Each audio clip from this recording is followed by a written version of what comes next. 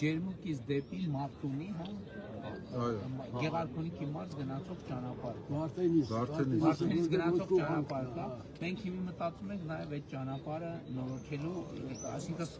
ըստ էության կառուցելու մասին։ Ինչ որ մի ժամանակ երկաթգիծ էին որոշել բերել։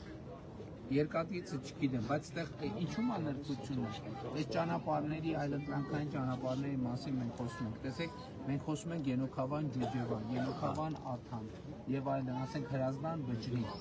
Վեդի Մարտունի։ Այստեղ կարևորը, գիտեք, նաեւ մոտիվացիան ուզում եմ նաեւ բարձր լինի։ Մեր ճանապարհները արդեն ծանրաբեռնված են եւ մենք պետք է մեր ճանապարհների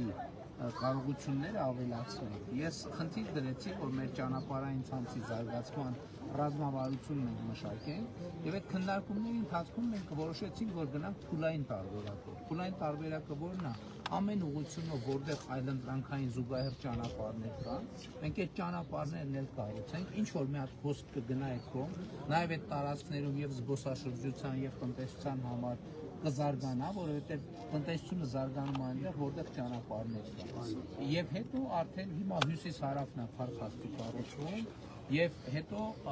բուն մայրուղիների կարողությունները կավելացնենք եւ մենք կստացվի, որ ճանապարհային շատ խիտ ցանց